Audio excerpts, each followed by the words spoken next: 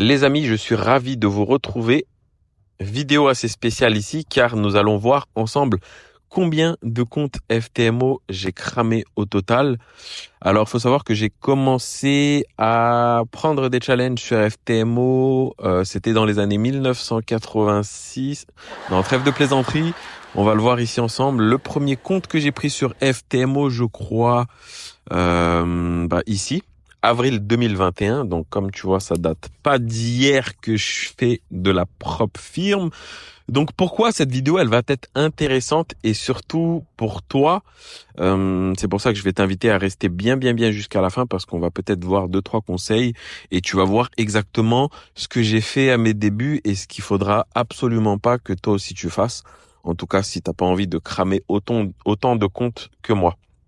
Donc voilà, un petit peu vidéo pédagogique, si je peux dire, et puis aussi informationnel ou informatique. Bref, je vais te partager, je vais te montrer ce qu'il faudra pas que tu fasses toi de ton côté pour éviter de cramer autant de comptes et du coup autant d'argent. Donc finalement, je vais te faire gagner un petit peu de temps, même si je pense que dans le fond des choses, il est important quand même de faire certaines erreurs pour avoir l'acquisition d'expérience et de se dire ok j'ai mis la main sur le feu, vous voyez ce que je veux dire, et du coup maintenant je me rends compte que c'est chaud, donc je vais éviter de remettre la main dessus. Donc on va compter déjà basiquement combien de comptes j'ai cramé. Donc là on peut voir ici sur le step 1, sur FTMO il y a 2 steps, donc là challenge ça voudra dire que c'est le step 1 et ensuite ici vérification, ça sera quand je passe à l'étape 2 et ensuite on ira voir dans FTMO à compte combien de comptes j'ai validé, quels sont les retraits que j'ai pu faire, est-ce que j'ai plutôt gagné de l'argent en général sur FTMO ou est-ce que plutôt j'ai perdu plutôt de l'argent. Donc des comptes j'en ai cramé 1, ok. 2, ici tu peux voir le solde du compte, donc ça c'est des comptes à 50 000, donc 2 comptes, 3 comptes que j'ai validés, celui-là par exemple, parce que j'ai fait l'objectif du step 1. Donc on compte total déjà, on va compter les comptes total. Donc, 1 compte, 2 comptes, 3 comptes, 4 comptes, 5 comptes, 6 comptes, 7 comptes, 8 comptes, 9 comptes, 10 comptes, 11 comptes, 12 comptes, 13 comptes, 14 comptes, 15 comptes. Donc au total sur FTMO en général depuis avril 2021, plutôt décembre, je dis n'importe quoi, c'est plutôt le 4 décembre 2021, premier compte. Et le dernier compte que j'ai pris sur FTMO, il était au début de l'année là, donc c'était un 200 000 que j'ai ensuite perdu sur le step 2, on verra par la suite. Mais donc j'ai pris entre 15 et 20 comptes. En tout cas, j'ai passé 15-20 comptes lors de la phase 1. Sur ces comptes-là, j'en ai raté 1, 2, 3, 4, 5, 6, 7, 8, 9. J'en ai raté 9, donc quasiment la moitié. J'en ai passé au step 2, ici, celui-là, le compte à 50 000. Ici, je crois que c'était un compte à, je sais plus, on le verra tout à l'heure. Ici, un compte à 200 000 que j'ai passé au step 2. Ici, j'ai eu une répétition gratuite possible car avant, il y avait encore la durée des 30 jours. Et donc, si on finissait légèrement en profit, enfin, au-dessus du solde de base, on avait une répétition gratuite. Ici, celui-là aussi, le 50 000, je l'ai passé au step 2 et je crois que, avec le dernier 200 000 que j'ai passé au step 2. Donc, on va voir la principale erreur que j'ai répétée pendant plusieurs mois, pendant plusieurs années à l'époque. Il faut savoir que je prenais beaucoup trop de risques à mes débuts. On va voir justement la courbe de tous les comptes que j'ai cramés, quelles sont les erreurs et quels conseils aussi je peux vous partager. Je fais cette vidéo, que là du coup je vous montre que ce qui n'a pas marché, et c'est ça qui va être intéressant justement pour vous dire ok ça c'est peut-être l'erreur que je fais en ce moment ou c'est peut-être l'erreur que je dois éviter de faire. Parce que du coup, je vous montre justement les choses par lesquelles je suis passé. Et donc, cela peut vous servir. Donc, la plus grosse erreur que je répétais souvent, c'était ça. Perte maximale journalière a été dépassé. Je recevais tout le temps des mails parce que je prenais beaucoup trop de risques en une seule journée. Alors peut-être pas en une seule position, mais en une seule journée, je sais qu'à chaque fois, je cramais des comptes. En tout cas, plusieurs fois d'affilée parce que je voulais réellement passer les comptes trop vite. Donc je prenais ça entre guillemets pour du gambling. Même si honnêtement, c'est toutes ces erreurs-là, je le répète toujours, mais qui m'ont servi à acquérir cette expérience-là. Disons que plus j'échouais rapidement et plus j'échouais grand, mieux j'apprenais et ça me permettait justement par la suite de me dire j'ai plus peur de cramer des comptes parce que du coup c'est arrivé tellement beaucoup de fois que maintenant dans ma façon de faire, dans mon business que je mets en place, du coup quand je crame un compte, je sais que ça fait partie d'un processus et tant que je n'arrête pas à essayer justement de passer des comptes au fur et à mesure, je sais qu'il y en a qui seront perdus, il y en a qui seront gagnés et avec ces comptes qui sont gagnés, potentiellement je peux faire des retraits qui compenseront largement les pertes des autres comptes, etc., etc. Je pense que les propres firmes, faut vraiment les utiliser comme ça. Pour ma part, je vais pas les utiliser en mode, j'ai un compte et je vais essayer de le tenir le plus longtemps possible, même si ça peut être cool. Mais on sait très bien qu'au jour d'aujourd'hui, il y a des propres firmes qui ouvrent tous les jours, il y a des propres firmes aussi qui ferment tous les jours. Donc évidemment, le risque, c'est de garder ce capital-là sur en tout cas, si c'est une somme assez élevée, c'est de le garder sur une seule propre firme parce que sait-on jamais, peut-être que demain elle peut fermer. Et du coup, merci, au revoir votre argent. Donc, je pense que le but, c'est quand même d'essayer de le passer dans un temps suffisamment court. Alors, pas en un jour, évidemment, mais essayer quand même de faire du profit assez rapidement pour éviter d'essayer d'éliminer le risque. Donc déjà, à partir du moment où vous êtes financé sur un des challenges, ce qui est bien, c'est que vous êtes remboursé. Ça, c'est vraiment important de le répéter à chaque fois. Quand vous êtes financé, quand vous réussissez les 2 étapes ou un seul étape, peu importe les profils, mais quand vous êtes en phase financement, c'est-à-dire vous tradez du capital vraiment à vous maintenant, et ce qui est bien, c'est que la somme que vous avez déboursée au début va vous être remboursée. Donc finalement, vous n'avez plus aucun risque sur la table, même si la propre firme ferme.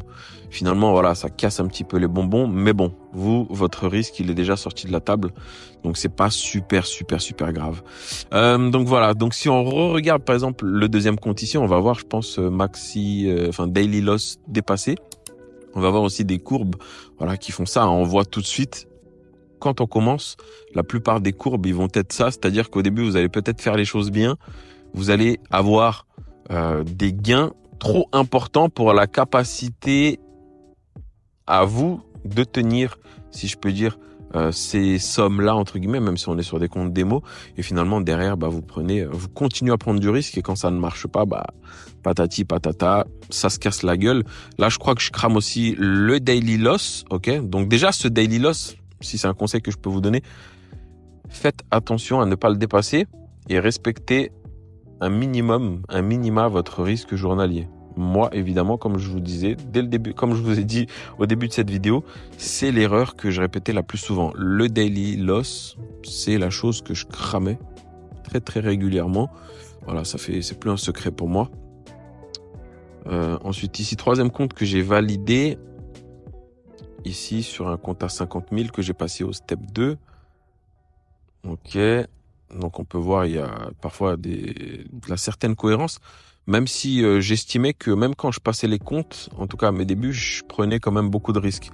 Et voilà, il y a des fois même ça passait parce que j'étais dans une période de marché qui était plutôt favorable à ma stratégie.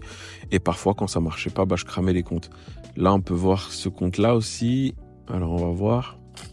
Est-ce qu'on va voir des dingueries? Ok, donc là, c'est quoi? Perte journalière a été violée. La plupart des comptes que j'ai cramés, c'est la perte journalière. On va pas se mentir. Celui-là, je l'ai validé, donc c'est pas la peine qu'on l'affiche. On va afficher uniquement ceux que j'ai pas validés. Allez, pour le plaisir de vos yeux, on va afficher ce 200 000 qui était passé au step 2. Je crois que c'est celui qui m'a permis de faire des retraits ensuite. Donc vous voyez, quand vous voyez ça, c'est pas super. Quand vous passez de 11 000 $ et que vous redescendez ici à moins 427, c'est pas ouf. Alors celui-là, je l'ai validé, mais voilà, il y a des jours où je prenais beaucoup trop de risques, beaucoup trop de risques. Alors au début, vous voyez bien que je respectais 1% de risque, et ensuite ça commence à partir en cacahuète quand vous voyez du moins 3000 encore, ça va parce que ça fait 1% et demi. Mais quand vous voyez du 7000 en une journée, ça commence à faire beaucoup. Là, vous voyez des gains qui commencent à être C'est beaucoup trop de risques. Alors quand ça gagne, oui, ça fait beaucoup d'argent, mais c'est beaucoup de risques trop pris sur la table. On a des stats qui sont voilà relativement assez bonnes, mais c'est beaucoup trop de risques. Quand ça marche, c'est cool, tant mieux. Mais quand ça marche pas, le compte il y passe en moins d'une semaine, quoi. Donc après, est-ce que c'était le risque que j'acceptais de prendre à l'époque? Au jour d'aujourd'hui, je me permettrais plus de prendre autant de risques. Même si, je respecte toutes les personnes qui font de cette manière-là, c'est-à-dire qu'ils ont une certaine somme à mettre sur les propres firmes, ils se disent, ok, je prends 10 comptes, et sur les 10 comptes, j'essaie de prendre un maximum de risques et j'essaie de passer un maximum de comptes, et quand je les perds, je m'en fous parce que je suis totalement en accord avec ça. Tant mieux, des fois, ça marche, vous êtes dans des phases de marché où votre stratégie, elle marche bien, et du coup, vous allez passer beaucoup de comptes, et vous allez réussir à faire beaucoup de retraits, et ça marche tout autant, mais je pense que pour en tout cas ceux qui sont passionnés par le trading et qui voient ça comme un métier, comme moi maintenant, le mieux c'est quand même d'essayer d'avoir un trading cohérent et sur du moyen long terme. Là, on va voir par exemple ce compte-là qui n'a pas été passé. Donc, ok, donc là c'est quoi? Perte journalière et perte maximum ont été dépassées. On va voir un dernier compte qui était pas passé pour le plaisir de vos yeux. Celui-là, ça doit être un compte à 100 000. Vous voyez là, par exemple, sur celui-là, je dépasse même pas la perte maximum qui est de 10%. Je crois que je perds le daily loss, encore une fois. Voilà. 95% des comptes que j'ai cramés, c'était le daily loss. Donc, il n'y a pas de secret, hein. Et même celui-là, regardez, il est en positif. Je fais quasiment 2% et derrière, je l'envoie en l'air. Alors oui, là, en prenant du recul, vous pouvez dire, mais en fait, il est con le mec, il est con. Ouais, on peut dire ça comme ça, mais à tête reposée, c'est bien plus facile. Comme vous savez, je pense que la psychologie joue un rôle très important. Et quand vous êtes sur l'action même du fait, parfois vous pouvez pas expliquer ce qui se passe et après vous vous dites ouais, finalement c'est logique. Et c'est ça qui est bien, c'est que tous ces comptes-là, je les ai analysés, je me suis dit ok, ça c'est l'erreur principale. Et du coup, au jour d'aujourd'hui, j'ai bien plus de règles qui m'empêchent de cramer autant de comptes, en tout cas sur des périodes aussi petites. Si on regarde par exemple les dates, en moins de 3-4 mois, j'ai cramé énormément de comptes. Énormément de comptes. Donc on va passer sur la vérification, c'est-à-dire quel compte j'ai passé au step 2. Donc ça, c'était le compte 50 000 que j'ai passé au step 2. Ici, j'ai passé un compte à je sais plus combien au step 2 aussi, que j'ai raté ensuite par la suite. Là, c'était un compte à 200 000. Celui-là, je l'ai validé en step 1 et en step 2. C'est celui-là, je crois, qui m'a permis de faire des retraits ensuite. On va voir tout ça.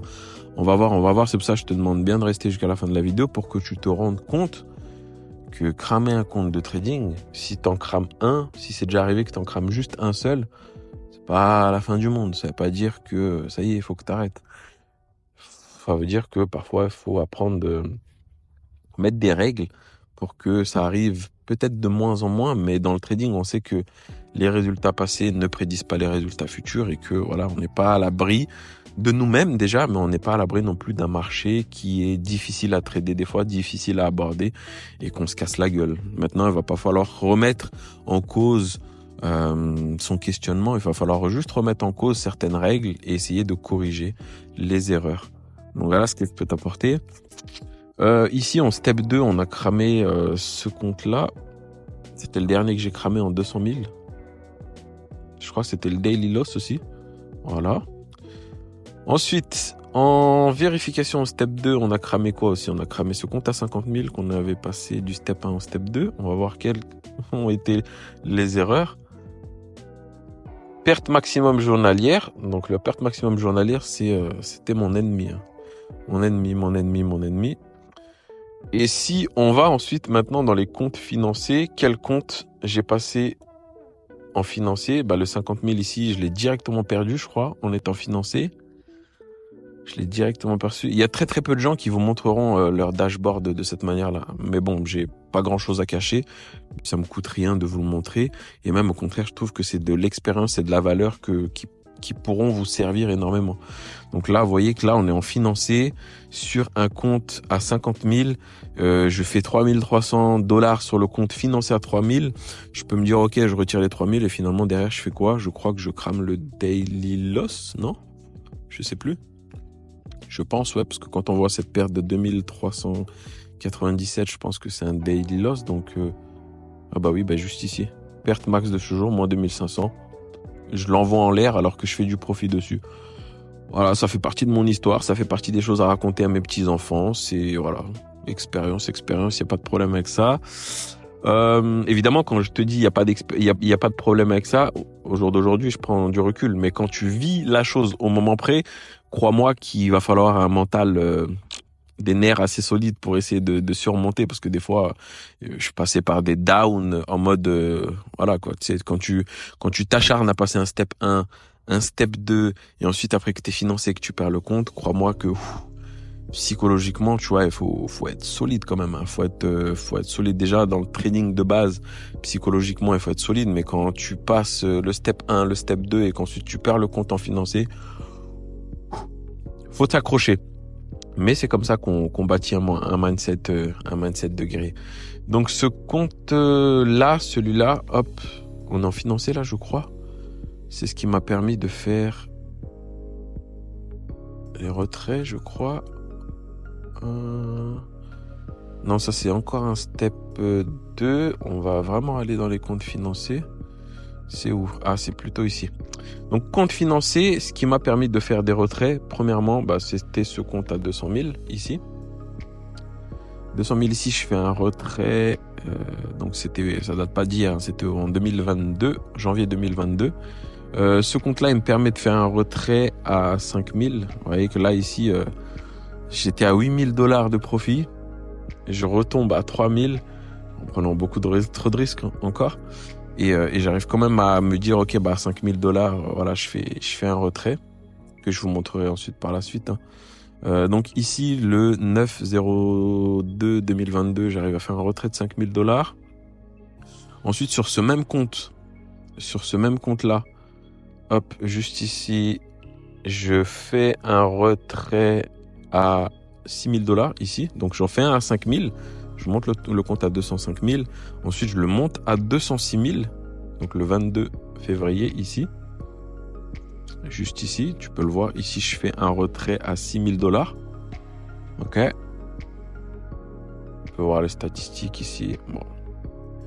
Quand ça marche bien, ça marche bien. Et quand je suis dans des phases de marché où ça marche moins bien, ça part en cacahuète. Et généralement, c'est ce que les traders débutants, et moi je suis passé beaucoup par là, c'est comme ça qu'on se viole les comptes. C'est quand ça se passe bien, tout va bien dans le meilleur des mondes, et quand ça se passe mal, généralement on part totalement en cacahuète. Donc je fais un premier retrait à 5 000 comme je te disais, je fais un deuxième retrait à 6 000 et je fais un troisième retrait à 6 000 ici que je peux t'afficher. Donc au mois de mars, cette fois-ci, de l'année 2022, vous voyez, quand vous voyez ça, je passe de $6 000 à moins 3 000. C'est que voilà, il faut quand même y aller sur le compte. Heureusement, j'ai pu le remonter, on va dire, à 6 000, et du coup, j'ai pu refaire un retrait à 6 000. Mais bon, prendre ce risque-là pour remonter au même niveau qu'ici et faire un retrait, voilà, je trouve ça un petit peu débile. Mais bon, c'est comme ça. On va pas revenir sur des choses qui ont été faites. Quand vous voyez cette perte-là, on est quasiment sur du 5% journalier, là, parce que 5% sur un 200 000, c'est 10 000. Donc là, quasiment, je le viole le compte sur une seule journée, alors que finalement, avant, je faisais les choses bien. C'est prendre du risque pour pas grand chose. Donc là, je fais un troisième retrait à 6 000, ce qui fait que finalement, je vais vous épargner tout ça, mais en comptant tous les comptes que j'ai pris ratés au step 1, parce qu'après, quand vous passez les comptes au step 2, vous payez plus rien parce que vous payez que le step 1. Si je prends tous les comptes que j'ai payés sur le step 1, 50 000 ici, je crois qu'il coûte $300. Ça, 50 000, je crois qu'il coûte $300. Ou $400, je sais plus. Donc, $800.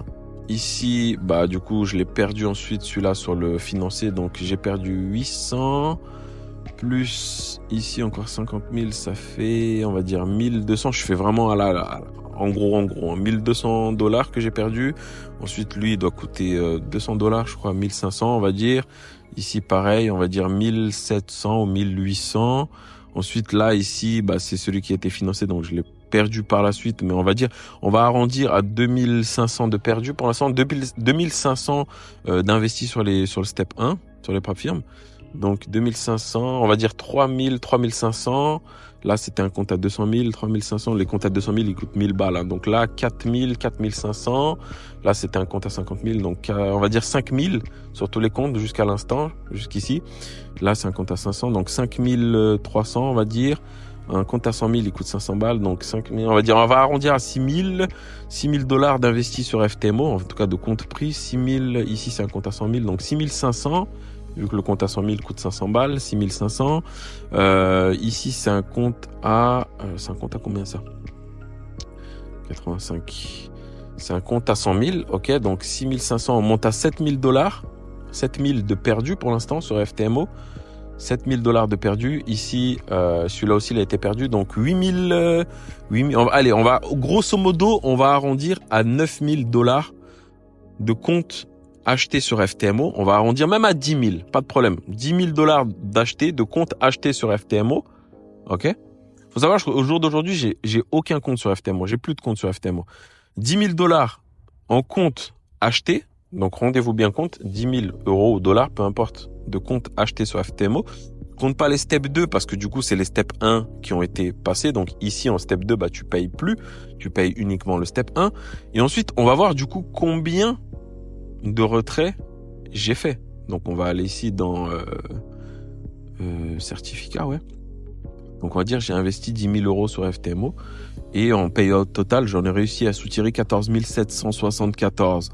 Donc finalement on peut dire qu'en globalité sur FTMO j'ai gagné un tout petit peu d'argent parce que j'ai pu retirer plus que ce que j'ai perdu. Vous voyez bien ici, je vous remémore les choses, j'ai réussi à faire un premier retrait en février 2022, 4000 $, un deuxième retrait à 5129 au mois, 2 semaines après, et encore 2 semaines après, je fais un retrait à 5587. Donc tout à l'heure, on voyait 6000 et quelques de profit. C'est là où justement il y a le profit split. Vous prenez 80% et FTMO prend 20%. C'est pour ça que vous voyez 5129. Donc voilà, finalement, j'ai investi, on va dire, en grosso modo 10 000 € sur FTMO et j'ai pu en retirer 14 774. Et tout ça, ça s'est passé quand j'ai commencé en tout cas quand j'ai commencé mon trading en 2021. Alors j'ai vraiment commencé en 2019 à apprendre le trading, à m'intéresser à tout ça, mais vraiment les propres firmes, j'ai vraiment commencé sur FTMO justement et MyForexFund à l'époque. Maintenant c'est un ancêtre, MyForexFund, on n'en parle plus, mais vraiment en 2020 je crois j'ai réellement commencé les propres firmes et 2021 où voilà j'ai investi très très régulièrement comme là tu as pu le voir. Donc j'espère qu'en voyant tout ça, ça a pu quand même te montrer que perdre un compte, déjà, je pense pas que ça soit un problème en soi. Maintenant, faire plusieurs fois les erreurs, par exemple, moi, le drawdown journalier dépassé à chaque fois, voilà, c'est un petit peu redondant. Voilà, je faisais beaucoup de fois les mêmes erreurs pendant énormément de temps. Mais dans le fond, si je regarde vraiment, si je fais un résumé global d'FTMO, j'ai quand même réussi à soutirer plus de payout que de comptes investis. Donc c'est, on va dire, ce qui compte dans la balance. Donc voilà pour cette vidéo un petit peu random, voilà, ok, vidéo un petit peu improvisée. Je voulais vous montrer un petit peu tout cela pour vous rendre compte un petit peu de par quoi je suis passé, qu'est-ce que j'ai pu investir, quel retour j'ai pu avoir et tout ça sur la propre firme FTMO qui est une très très bonne firme au jour d'aujourd'hui encore, je crois qu'ils sont leaders, pas de problème sur ça, ils m'ont toujours bien payé, il n'y a jamais eu de soucis, service client hyper réactif. Et puis voilà les amis, c'était Ivano, je vous souhaite le meilleur, je vous souhaite de cramer pas autant de comptes que moi, j'en ai cramé une vingtaine comme je disais sur FTMO, sur MyForexFund ça a dû être à peu près pareil. Mais je pense que voilà, quand on est dans une recherche de pouvoir effectuer des payouts, il faut quand même y aller. Même si au début, voilà, je prenais beaucoup trop de risques. Et donc voilà, cette vidéo, elle va vous servir, je pense, pour vous rendre compte que prendre du risque, ça mène généralement souvent à la catastrophe. Même si dans le fond, vous pourrez quand même bien vous en sortir si dans la balance, vous réussissez à faire plus de payouts que d'argent déposé sur la table. Bref. Je vous souhaite le meilleur. Je vous retrouve pour la prochaine vidéo.